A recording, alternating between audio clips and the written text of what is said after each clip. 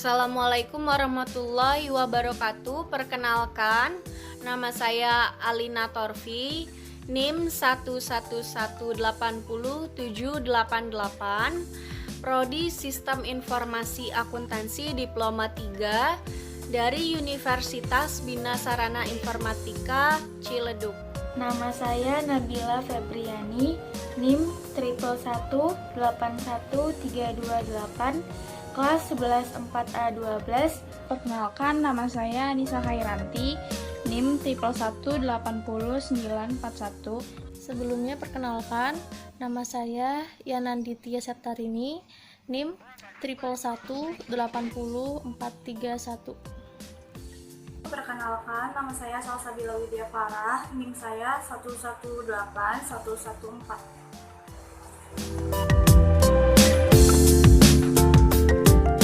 Definisi dan tujuan penelitian.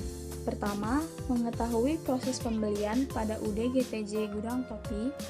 Kedua, mengetahui sistem informasi akuntansi pada UD-GTJ Gudang Topi. Ketiga, memberikan usulan dengan merancangkan sistem pembelian tunai secara komputerisasi, sehingga pengolahan data tersebut dapat mempermudah pihak UD-GTJ dalam mengelola data pembelian tersebut. Latar belakang. Perkembangan teknologi informasi kini berkembang dengan seiring berjalannya zaman.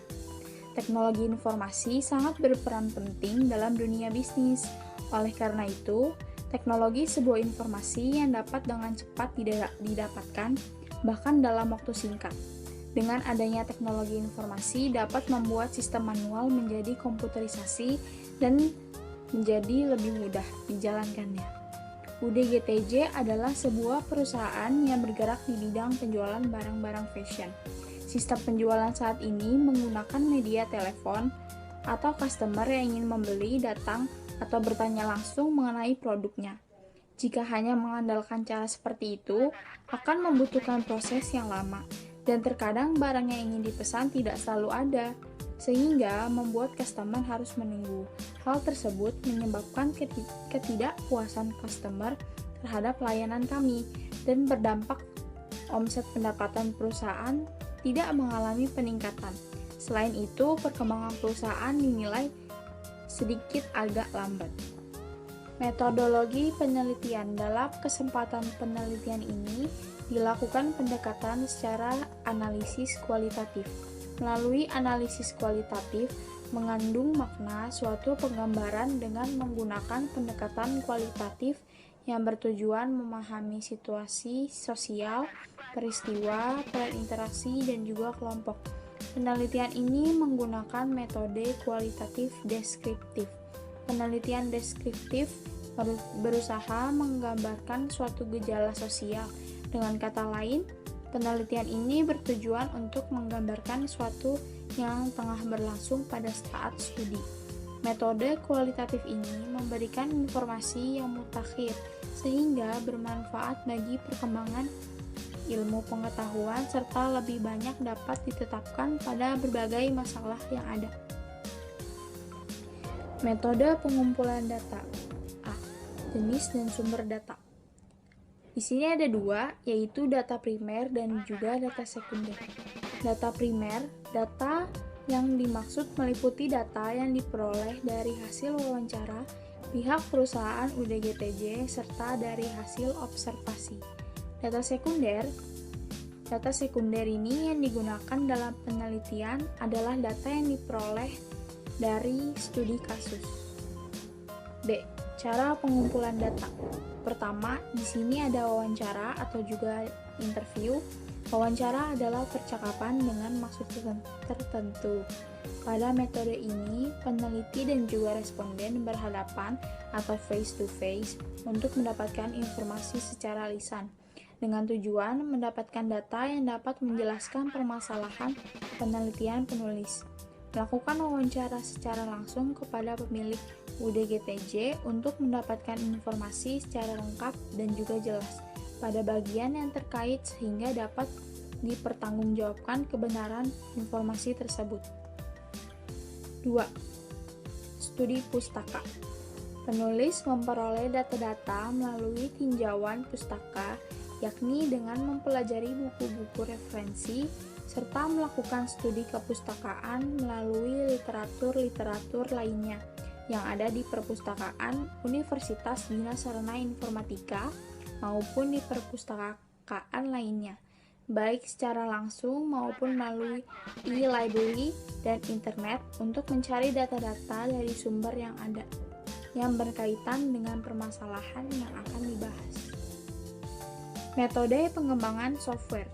Metode pengembangan perangkat lunak yang digunakan menurut Rosa dan Salahuddin yaitu air terjun atau waterfall, sering disebut juga model sekuensial linier atau alur hidup klasik.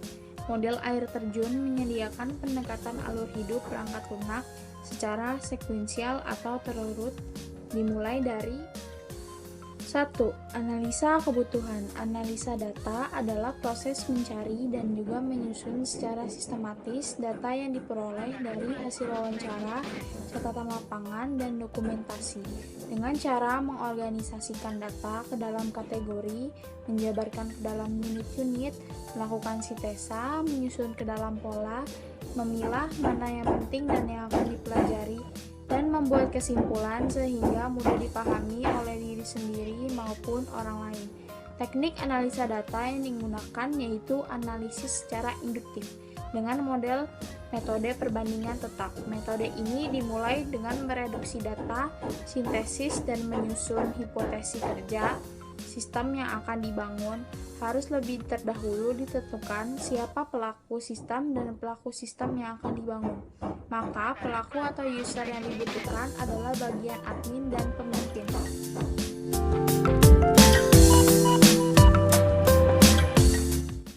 2. Desain. Perancangan sistem dibuat dengan menggunakan diagram-diagram UML, Unit Modeling Language. Diagram yang digunakan dalam merenang adalah IRD, Entity Relationship Diagram, LRS, Logika Rekonstruktur, Use Case Activity Diagram. Proses bisnis sistem berjalan. Adapun prosedur transaksi pembelian bahan baku topi pada perusahaan UDGTJ adalah sebagai berikut. A. Prosedur order pembelian. Prosedur pembelian bahan baku pada perusahaan manufaktur merupakan hal terpenting dalam suatu proses bisnis. Proses berjalannya suatu bisnis, terutama industri yang bergerak dalam kegiatan manufaktur, membutuhkan bahan baku agar kegiatan produksi dapat berjalan hingga mampu menciptakan suatu produk yang siap untuk dijual. Dalam prosedur permintaan pembelian bahan baku, definisi gudang akan mengajukan permintaan pembelian kepada definisi pembelian dalam bentuk form surat permintaan bahan baku kepada definisi pembelian. Prosedur pembelian, setiap admin ingin membeli bahan baku, tentunya karyawan bagian gudang mengecek barang. Tujuan mengecek barang tersebut adalah agar admin mengetahui barang apa saja yang dibutuhkan. Setiap barang yang habis atau kurang akan dicatat oleh karyawan gudang. Setelah dicatat, karyawan gudang memberikan data barang yang diperlukan agar admin segera memesan barang bahan baku. B. Prosedur pemilikan pemasok atau supplier dan penentuan harga. Dalam hal ini, definisi pembelian akan segera mengirim surat penawaran kepada pemasok untuk mendapatkan informasi harga, kualitas barang, serta syarat yang harus dipenuhi. Proses ini bisa digunakan untuk beberapa pemasok agar bisa mengetahui harga yang murah dengan kualitas terbaik. C. Prosedur pemesanan pembelian. Dalam tahap ini, definisi pembelian mengirim surat pesanan mengenai barang dan kualitas barang yang akan dipesan kepada pemasok yang telah dipilih dan telah menjalin kerjasama. D. Prosedur penerimaan barang. Dalam prosedur ini, definisi penerimaan barang melakukan pemeriksaan mengenai jenis, kualitas, dan mutu barang yang datang. E. Prosedur pembayaran. Dalam prosedur pembayaran, definisi keuangan bertugas untuk melakukan pembayaran pesanan dan membayar utang pembelian. Prosedur laporan. Dalam prosedur laporan, pemasok ini akan mengirim laporan bahan baku kepada perusahaan sesuai dengan surat order pembelian yang telah diterimanya. Bagian penerimaan yang akan bertugas menerima barang, mencocokkan kualitas, jenis, serta spesifikasi bahan baku yang telah diterima dari pemasok dengan tembusan surat order pembelian. Di diagram, menurut Mulyani 2016, A mengatakan bahwa activity diagram yaitu diagram yang digunakan untuk menggambarkan alur kerja aktivitas pada use case proses, logika, proses bisnis, dan hubungan antar aktor dengan alur-alur kerja use case. Activity diagram adalah diagram yang menggambarkan workflow aliran kerja atau aktivitas dari sebuah sistem atau proses bisnis. Di sini juga ada activity diagram pemilihan bahan baku pada perusahaan UDGTJ yang kami buat. Jadi kita di sini ada 4 swing line. Ada bagian gudang, admin, bagian keuangan, dan supplier. Jadi pertama-tama bagian gudang itu mengecek persediaan barang. Terus di situ ada keputusan. Jika persediaan barangnya masih ada, stop di situ. Dia tidak akan melanjutkan aliran kerjanya. Jika barangnya habis, dia akan lanjut dan membuat permintaan pesanan bahan baku. Terus, dia menyerahkan informasi data kepada admin. Admin menerima informasi data dari bagian gudang, dan admin membuat surat SOP, surat order pembelian. Terus menyerahkan laporan SOP kepada supplier. Menerima SOP, setelah itu supplier mengecek barang, lalu mengirim barang berserta faktur ke bagian gudang menerima barang dan faktur. Dari supplier, setelah itu membuat surat penerimaan barang.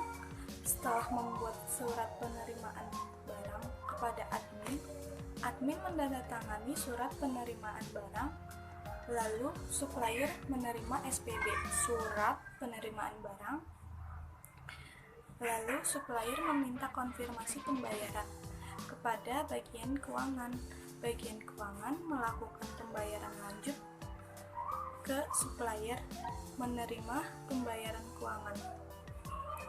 Supplier membuat kwitansi, terus menyerahkan kwitansi, dan bagian keuangan menerima kwitansi tersebut. Setelah itu, stop di situ. Finance set-nya di situ. Jadi finance set-nya ada 2, di bagian atas dan di bagian bawah. Dokumen masukan. Nama dokumen faktur, fungsi sebagai surat tagihan pembelian, sumber pemasok, tujuan bagian produksi, media kertas, frekuensi terjadi saat penerimaan bahan, bentuk dokumen lampiran A1. Selanjutnya nama dokumen purchase order PO, fungsi sebagai bukti pesanan barang, sumber produksi, tujuan gudang dan admin, media kertas, frekuensi terjadi saat pembelian stok barang, bentuk dokumen lampiran A1. Dokumen keluaran. Nama dokumen faktur pembelian, fungsi sebagai surat setoran pembelian, sumber admin, tujuan gudang, media kertas, jumlah 1 lembar, frekuensi terjadi saat penerimaan stok barang, bentuk B01. Nama dokumen, surat jalan, fungsi sebagai bukti pengiriman barang, sumber admin, tujuan kurir, media kertas, jumlah 1 lembar, frekuensi terjadi saat pengiriman barang, bentuk dokumen J01. Analisis kebutuhan software. Berdasarkan proses pembelian sistem berjalan pada perusahaan UDGTJ, maka tahapan berikut adalah analisis kebutuhan. Berikut spesifikasi kebutuhan sistem pembelian bahan baku perusahaan UDGTJ. Analisis kebutuhan fungsional. Berdasarkan proses sistem pembelian perangkat memantau ruang server pada perusahaan UDGTJ, maka tahapan berikutnya adalah analisis kebutuhan. Berikut ini spesifikasi kebutuhannya atau sistem requirement, antara lain sebagai berikut. Bagian admin. A. Admin melakukan login untuk bisa mengakses home. B. Admin mengakses home dan melihat menu pada home. C. Admin mengetik master data untuk mengelola data barang. D. Admin mengetik master data untuk mengelola data customer. E. Admin mengetik master data untuk mengelola data supplier. F. Admin mengetik master data untuk mengelola data karyawan. G. Admin mengetik transaksi untuk mengelola pembelian. H. Admin memilih transaksi untuk mengelola pembayaran. I. Admin memilih laporan untuk melihat laporan hasil penjualan. Dan J. Admin logout. Use case diagram. Menurut Sri Mulyani 2018 mengatakan bahwa use case diagram yaitu diagram yang di diagram data barang. Use case diagram merupakan permodelan untuk melakukan atau behavior sistem informasi yang akan dibuat. Tabel di atas ada use case login. Dapat kita lihat use case modelnya ada admin yang melakukan login, lalu menginput data nama karyawan, lalu memverifikasikan akun. Dari input nama karyawan dapat menginput password, lalu verifikasi sistem. Use case halaman awal dapat kita lihat modelnya ada admin yang memiliki login, menu master, menu transaksi, menu jurnal, dan menu laporan. Pada menu master memiliki data barang, jumlah barang, data karyawan, dan data supplier.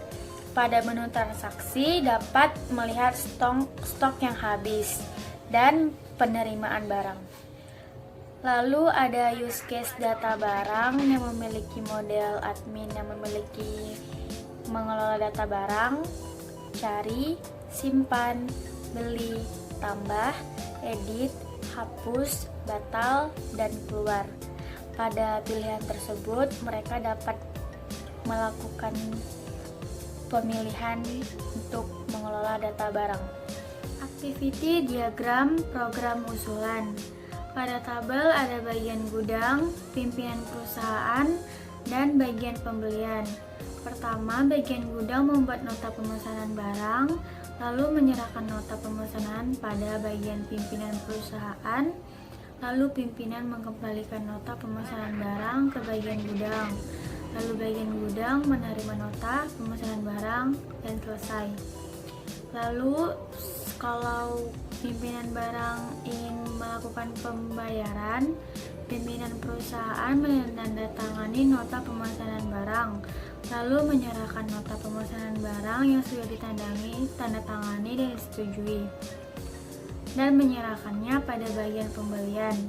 Bagian pembelian menerima nota pemesanan barang dan membuat PO atau purchase order, lalu selesai. IRD atau Entity Relationship Diagram. Menurut Mulyani pada tahun 2016 mengatakan ERD merupakan tools yang digunakan untuk memodelkan struktur data dengan menggambarkan entitas dan hubungan antara entitas atau relationship secara abstrak atau konseptual.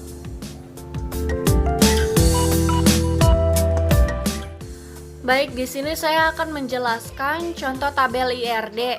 Di sini ada 5 entitas, yaitu bagian gudang, admin, pemesanan, pembayaran, dan supplier. Baik, untuk bagian gudang sendiri di sini ada 3 atribut: tanggal pengecekan, nama karyawan, nomor pemesanan. Bagian gudang melakukan pengiriman kepada admin. Admin terdiri dari 4 atribut. Ada ID admin, nama admin, alamat, dan jenis kelamin. Kemudian admin membuat pemesanan. Untuk pemesanan sendiri ada 5 atribut, yaitu total harga, kode barang, jumlah beli, tanggal pesanan, dan nomor pemesanan. Untuk admin memiliki pembayaran. Pembayaran terdiri dari 3 atribut, yaitu nomor pemesanan, ID admin, dan total harga. Kemudian pembayaran melakukan pembayaran kepada supplier. Untuk supplier ada 4 atribut, yaitu nomor HP, alamat supplier, nama supplier, dan ID supplier. Selanjutnya ada definisi LRS atau Logical Record Structure. Logical Relationship Structure atau LRS menurut Kusrini 2007 dalam Nugraha dan Octasia 2016 mengatakan bahwa LRS atau Logical Record Structure merupakan representasi dari struktur record-record pada tabel-tabel yang terbentuk V berbaris online perusahaan. Baik, di sini saya akan melanjutkan dari definisi LRS. Di sini ada contoh kelas-kelas modelnya.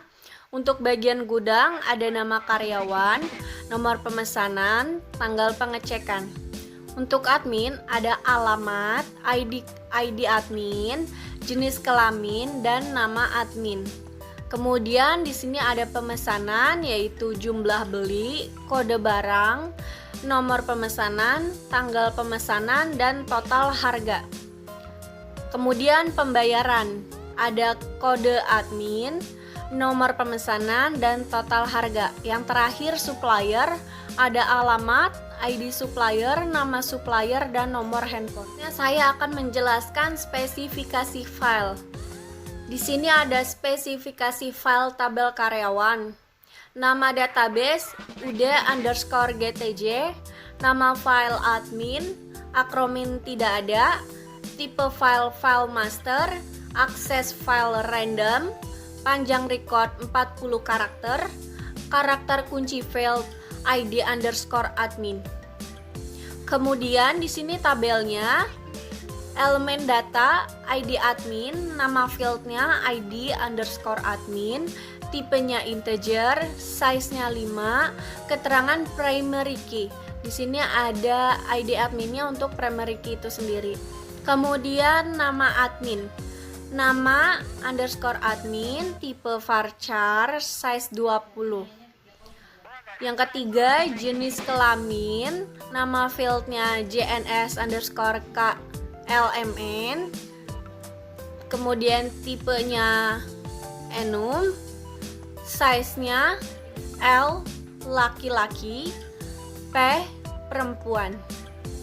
Yang keempat ada alamat admin, nama fieldnya alamat_admin, tipenya varchar, size-nya 45. Yang terakhir ada kontak, nama fieldnya kontak, tipenya char, size-nya 20. Selanjutnya ada spesifikasi file tabel pembelian. Nama database-nya ud.gtj, nama filenya nota pembelian, akronim tidak ada, tipe file master, akses file random, panjang record 10 karakter kunci field ID_pembelian. Di sini ada tabel pembelian, elemen datanya ID pembelian, nama field ID_pembelian, tipe integer, size 12, keterangannya primary key. Yang kedua, no transaksi, nama fieldnya no_transaksi_beli, tipenya varchar, size-nya 50. Yang ketiga ada tanggal beli, nama fieldnya tanggal_beli, tipenya date time, size-nya 30. Yang keempat ada nama barang, nama fieldnya nama_barang, tipenya varchar, size-nya 100. Yang kelima ada kode barang, nama fieldnya kode_barang, tipe varchar, size 50. Yang keenam ada jumlah beli, nama fieldnya jumlah_beli, tipe varchar, size 50. Yang ketujuh ada total harga, nama fieldnya tot underscore harga, tipe varchar, size 10. Yang terakhir ada ID supplier, nama fieldnya ID underscore supplier, tipe integer, size-nya 11. Spesifikasi file tabel data barang, nama database-nya ud.gtj, nama file data barang, akronim tidak ada, tipe file master, akses file random, panjang record 40 karakter, karakter kunci field ID underscore barang. Berikut tabelnya, elemen datanya ID barang, nama fieldnya ID underscore barang, tipe integer, size 4, keterangannya primary key. Yang kedua ada ID Jenny, nama fieldnya Yang kedua ada ID jenis, nama fieldnya ID underscore jenis, tipe integer, size-nya 4. Yang ketiga nama barang, nama fieldnya nama underscore barang, tipenya varchar, size-nya 20. Yang terakhir harga, nama fieldnya harga, tipe varchar, size-nya 15.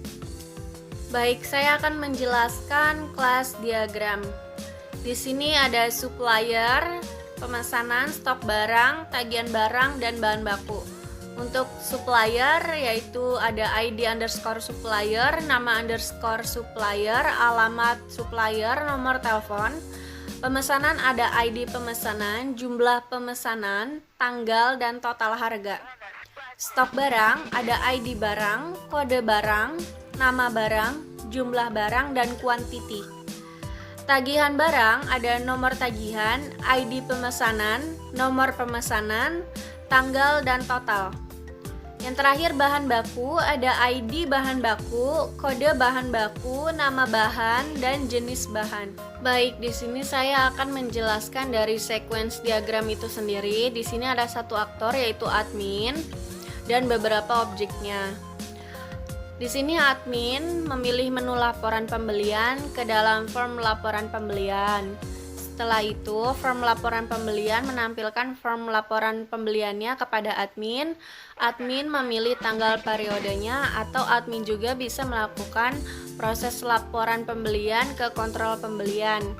Nanti kontrol pembelian itu memverifikasi datanya dan mendapatkan get data bahan baku di bahan baku ini. Kemudian bahan baku mengirim minta beli get data minta beli.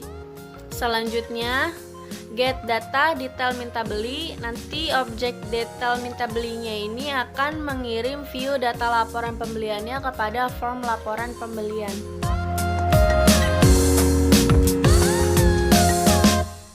Selanjutnya di sini ada user interface. Jadi user interface itu memudahkan penginputan data masukan oleh user, membuat program menjadi menarik, memudahkan pembacaan data yang dihasilkan oleh program, efisiensi kerja yang dilakukan oleh user, dan memperkecil kesalahan masukan data yang dilakukan oleh user. Di sini ada struktur menu user, struktur menu utama, lalu ada data karyawan dan divisi. Selanjutnya yaitu deployment diagram. Jadi deployment diagram itu salah satu jenis alat atau bahasa UML yang digunakan untuk memvisualisasikan, menspesifikasikan, dan mendokumentasikan proses yang terjadi pada suatu sistem perangkat lunak berbasis object oriented yang akan dibangun. Tujuan atau fungsi dari deployment diagram yaitu untuk menggambarkan atau memvisualisasikan secara umum proses yang terjadi pada suatu sistem atau software. Berikut ada simbol-simbol pada deployment diagram, yaitu ada package, ada node, ada kebergantungan atau dependensi, dan link. Selanjutnya di sini ada deployment diagram dari pembelian bahan baku UDGTJ.